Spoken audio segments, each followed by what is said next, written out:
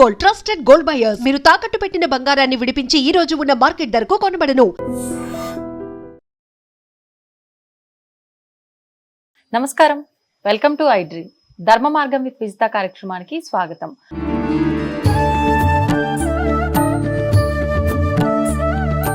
ప్రస్తుతం మనతో పాటు ఉన్నారు శ్రీ రామభద్ర క్షేత్రం నుంచి పండరి సంతోష్ కుమార్ శర్మ గారు. ఇప్పుడు గురుగారితో మాట్లాడి మరిన్ని విషయాలు తెలుసుకుందాం. నమస్కారం అండి. జై శ్రీరామమ్మ. జై శ్రీరామ్. మరి హనుమాన్ జయంతి రాబోతోంది. హనుమంతుల వారి గురించి మాట్లాడుకున్నా కూడా ఆయన అనుగ్రహం మన పైన ఉంటుంది అంటారు. ఆయన గురించి మాట్లాడుకున్నా, శ్రీరాముడి గురించి మాట్లాడుకున్నా ఆయన మన చుట్టుప్రక్కలే ఉంటారు అని అంటారు. మరి వారి గురించి కొన్ని మాటలు. జై శ్రీరామ్. శ్రీ రామభద్రాయ నమః. హనుమాన్ జయంతి, హనుమాన్ విజయోత్సవం చైత్ర శుద్ధ పౌర్ణమి రోజు నుండి మొదలుకొని వైశాఖ బహుళ దశమి వరకు కూడా మండల దీక్షగా హనుమాన్ విజయోత్సవాన్ని నిర్వహించుకుంటూ ఉంటాం భారతీయులమంతా కూడా. భారతీయులమే కాదు, ప్రపంచ దేశాల్లో కూడా ఈ హనుమాన్ విజయోత్సవాన్ని నిర్వహించుకుంటారు. ఉత్తరాది ప్రాంతంలో చైత్ర శుద్ధ పౌర్ణమి రోజు చాలా వైభవంగా చేస్తారు. ఇక్కడ కూడా నిర్వహిస్తూ ఉంటారు. మన తెలుగు రాష్ట్రాల్లో ప్రధానంగా భాగ్యనగరంలో చాలా పెద్ద ఎత్తున మనం రథయాత్రలు మనం చూస్తూ ఉంటాము. ర్యాలీలు తీస్తూ ఉంటారు. సనాతన వైదిక ధర్మంలో చాలా హనుమంతుణ్ణి ఆరాధించడం విశేషమైనటువంటి అనుగ్రహం. గ్రామ గ్రామాన రామనామం, గ్రామ గ్రామాన హనుమంతుడు. హనుమంతుడు లేనటువంటి గ్రామము ఎక్కడ కూడా లేదు. అందుకనే గకారం తీస్తే రామం అవుతుంది. రాముడు లేని గ్రామము లేదు అని. అంత గొప్పనైనటువంటి హనుమాన్ విజయోత్సవం వైశాఖ బహుళ దశమి మనకు 12వ తేదీ చాలా విశేషంగా ఈసారి మంగళవారం రోజు వస్తుంది. హనుమంతుడికి ఏమిటి అంటే శనివారము మంగళవారము చాలా ఇష్టమైనటువంటి రోజులు. ఈ శనివారం రోజు ఆయన జన్మోత్సవము మనకు ప్రమాణం కూడా ఉంది. మనకు ఎక్కడ రామాయణంలో కనబడదు. పరాశర సంహిత అని హనుమంతుడి యొక్క విశిష్టతను, జన్మ వృత్తాంతాన్ని అందులో మనకు చెప్పడం జరిగింది. వైశాఖే మాసి కృష్ణాయాం, వైశాఖ మాసంలో కృష్ణపక్షంలో, కృష్ణపక్షం అంటే పౌర్ణమి తర్వాత వచ్చేటువంటిది కృష్ణపక్షం. దశమ్యాం మందవాసరే, దశమి తిథి రోజు మందవాసరే. మందగమనుడు ఎవరు? శనేశ్వరుడికి మంద అనేటువంటి పేరు కూడా ఉంది. అలా శనివారం రోజు హనుమంతుడు పూర్వాభాద్రా ప్రభూతాయ, పూర్వాభాద్ర నక్షత్రం హనుమంతుడి నక్షత్రం, పూర్వాభాద్ర నక్షత్రం రాముడి పునర్వసు. అలా ఆంజనేయ స్వామిది పూర్వాభాద్ర నక్షత్రంలో ప్రభూతాయ మంగళం శ్రీ హనుమతి అని ఆ రోజు జన్మోత్సవం కాబట్టి ఆ రోజు వైభవంగా ఏదైనా పుట్టినరోజు మనం విషెస్ చెప్తే ఏ విధానంగా సామాన్యులమైనటువంటి మనమే ఎంత ఆనందపడతామో ఆ రోజు మనం జన్మోత్సవాన్ని, మన జన్మోత్సవాన్ని ఏ విధానంగా సామాన్యులు మనం వైభవంగా నిర్వహించుకుంటామో అలా భవిష్యత్ బ్రహ్మ కలియుగంలో ఎవరు అంటే హనుమంతుడేనంట. కలవు కపి అని అన్నారన్నట్టు. ఈ కలియుగంలో 33 కోట్ల దేవతలను ఆరాధిస్తే వచ్చేటువంటి ఫలితం హనుమంతుణ్ణి ఆరాధిస్తే వస్తుంది. అందుకనే హనుమాన్ విజయోత్సవాన్ని అందరూ కూడా నిర్వహించుకుంటూ ఉంటారు. మరి ఏ రకంగా ఆరాధించాలి హనుమంతుల వారిని? ఇంట్లో హనుమంతుడి ఫోటో పెట్టుకోవద్దు అని కొంతమంది అంటూ ఉంటారు. ఏ రకంగా ఆరాధించవచ్చు? హనుమంతుడి ఫోటో ప్రతి ఒక్కరి ఇంట్లో ఉండాలి. హనుమంతుడు ఎక్కడ ఉంటాడు? హనుమంతుడి హృదయంలో ఎవరు ఉంటారు? సీతారాములు కదా. పరివారంగా చిత్రపటం ఉండాలి అని అంటారు. కొంతమంది హనుమంతుడిని బ్రహ్మచారి అనే ఫోటో పెట్టుకుంటే వివాహాలు కావంటారు, కానీ అది ఉట్టి మాట. ఆయనను ఆరాధిస్తే శివాంశ సంభూతుడు. ఆయనే ఒక ధర్మకార్య నిమిత్తమై ఆవిర్భవించాడు స్వామివారు. తప్పకుండా హనుమంతుడి యొక్క పరివారంగా సీతారాం అంటే రాముడి ఫోటో ఉంటే హనుమంతుడు ఉంటాడు కదా. ఎత్ర ఎత్ర రఘునాథ కీర్తనం అన్న విధానంగా రాముడు ఎక్కడ ఉంటాడో హనుమంతుడు అక్కడ ఉంటాడు. అలా పట్టాభిషేక ఫోటో కానివ్వండి, సీతారామ లక్ష్మణ హనుమంతుడు ఉన్నటువంటి ఫోటో కానివ్వండి తప్పకుండా పెట్టుకోవచ్చు. తర్వాత ధ్యాన ముద్రలో ఉండేటువంటి హనుమంతుడి ఫోటో ఉంటుంది. అది మనం పెట్టుకొని కొద్దిసేపు మనం ఆ చిత్రపటాన్ని దర్శిస్తే చాలు, మనస్సు చాలా హాయిగా లగ్నం అవుతుంది. మనం చూస్తాం హనుమంతుడు ఇలానే ధ్యాన ముద్రలో ఉంటాడు, ఓ పక్కన సీతారామచంద్ర స్వామి వారు ఉంటారు, అక్కడ ఇంకా వేరే ఉండరు, అంటే రాముణ్ణి ధ్యానిస్తూ ఉంటాడు అన్నట్టు. అలాంటి చిత్రపటం కూడా ఉండొచ్చు. అలా హనుమంతుణ్ణి మనం ఉంచి ప్రతి ఒక్కరి లక్ష్మీ నివాస గృహంలో, ప్రతి ఒక్కరి గృహంలో ఈ చిత్రపటం తప్పకుండా ఉండాలి. హనుమంతుడి యొక్క ఫోటో ఉండి ఆ హనుమంతుణ్ణి హనుమతే నమః అనాలి. అందరూ తెలియకుండా హనుమంతాయ నమః, జాంబవంతాయ నమః అంటుంటారు. ఇది ఇప్పుడు గురు శబ్దం వచ్చేసరికి గురవే నమః అనాలి, రామ శబ్దం వచ్చేసరికి రామాయ నమః, హనుమంతుడి శబ్దం వచ్చేసరికి హనుమంతాయ నమః ఉండండి. చతుర్థి విభక్తి హనుమతే నమః. అందుకనే హనుమంతుడి యొక్క అష్టోత్తర అంటే 108 నామాలలో హనుమతే నమః అనేటువంటిది చాలా మహిమాన్వితమైనటువంటిది. హనుమ అంటే ఏమిటి అంటే వాక్కు అనేటువంటి అర్థం కూడా వస్తుంది. దౌడలు కదా వాక్కు, వాక్ పటుత్వంచ హనుమత్ స్మరణాత్ భవేత్ అని అన్నారు అన్నట్టు.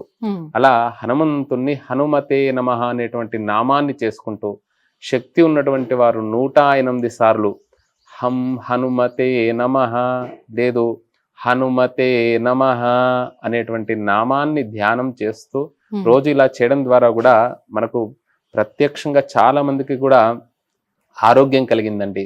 ప్రధానంగా బీపీ షుగర్లు ఉంటాయి కదండి, ఇవి కంట్రోల్ అవుతాయి. ఉదయం లేవగానే ఊరికే ఉట్టి మాటలు మాట్లాడే బదులు హనుమతే నమః అనేటువంటి నామాన్ని స్మరిస్తూ సూర్యోదయానికి పూర్వమే లేవాలి. ఆ రోజు మాత్రం తప్పకుండా సూర్యుడు ఉదయించక ముందు, అంటే ఇప్పుడు దాదాపు మనకు ఈ వైశాఖ మాసము కాబట్టి భానుడి యొక్క తాపం బాగా ఉంటుంది కాబట్టి 5:30కే మనకు సూర్యోదయం అవుతుంది.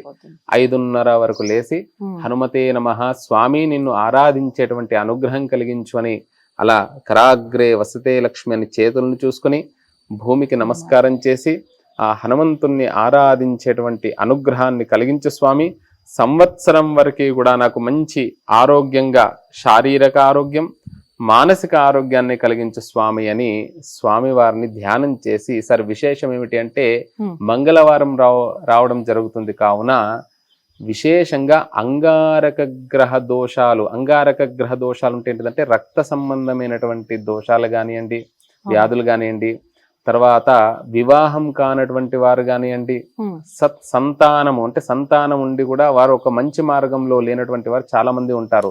అలాంటి మంచి మార్గంలో వెళ్ళడానికి స్వామి వివేకానంద అంటారు, ఈ భారతీయులకి రోజు కూడా తప్పకుండా హనుమంతుడిని యొక్క ఆరాధన ప్రతి ఒక్కరు కూడా చేయాలని అంటారు. అలాంటి మంచి మార్గంలో వెళ్ళడానికి హనుమంతుడిని ఆరాధన చేసేటువంటి అనుగ్రహం కల్పించు స్వామి మా కుటుంబానికి అని ఎరుపు పుష్పాలతోని ఆరాధిస్తే విశేషమైనటువంటి ఫలితం. స్వచ్ఛమైనటువంటి నువ్వుల నూనె కానివ్వండి, లేకపోతే ఆవు నెయ్యి కానివ్వండి దొరికితే దీపారాధన చేసి ఎర్రటి పుష్పాలతోని హనుమతే నమః హనుమతే నమః అని కనీసం 18 సార్లైనా కూడా కుటుంబ సమేతంగా స్వామి వారిని ఆరాధన చేయాలి. ఆ రోజంతా కూడా ఉదయం నుండి శరీరం సహకరించినటువంటి వారు ఉపవాసం అంటే ఉపసమీపే అంటే ఏమీ తినకుండా ఉండడం కాదు, చాలా తేలిగ్గా ఉండేటువంటి ఆహారాన్ని తినడం. మనం అన్నం తింటే ఏమవుతుంది, నిద్ర వస్తుంది త్వరగా, అంటే అందుకని తేలిగ్గా జీర్ణమయ్యేటువంటి ఆహారాన్ని తీసుకొని మరల సాయంకాలం కూడా దగ్గరలో ఉండేటువంటి హనుమాన్ మందిరానికి వెళ్ళి అక్కడ దగ్గరలో ఉండేటువంటి హనుమాన్ మందిరంలో సూర్యుడికి నమస్కారం చేస్తే ఇష్టపడతాడు, అలా శివుడికి అభిషేకం చేస్తే ఇష్టపడతాడు, విష్ణుమూర్తికి తులసి ఆరాధన చేస్తే ఇష్టపడతాడు. హనుమంతుడి కంట ప్రదక్షిణ చెయ్యనంట. ఎవరైతే హనుమాన్ దేవాలయానికి హనుమంతుడు ఎక్కడ ఇష్టపడతాడంటే ప్రదక్షిణ చేయడం ద్వారా ఆయన చాలా ఇష్టపడతాడు. ఎన్ని ప్రదక్షిణలు చేయాలంటారు హనుమంతుడు? కనీసం 11 ప్రదక్షిణలు. 108 అంటే వాకింగ్ బదులు 108 చేస్తే బాగుంటుంది. కానీ ఈరోజు లౌకికమైనటువంటి జీవనం, ఉద్యోగ ధర్మము, వ్యాపార ధర్మం ఉంటుంది కాబట్టి ఏ విధానంగా చేయాలి ప్రదక్షిణ అంటే కూడా ఒక నిండు గర్భిణి నిండు కుండలో అంటే నిండు నీరు ఉన్నటువంటి కుండను అలా పట్టుకొని ఏ విధానంగా అడుగులు వేస్తుందో ఈ రోజు ఏమైతుందంటే ప్రదక్షిణ అనగానే అలా ఏదో చెప్తారు కదా, పరుగు తీస్తుంటారు కదా, ఏదో పోటీ పెట్టినట్టు అందరు పరుగు తీస్తుంటారు. అలా పరుగు తీయకూడదు, అలా చేస్తే ఫలితం రాదు.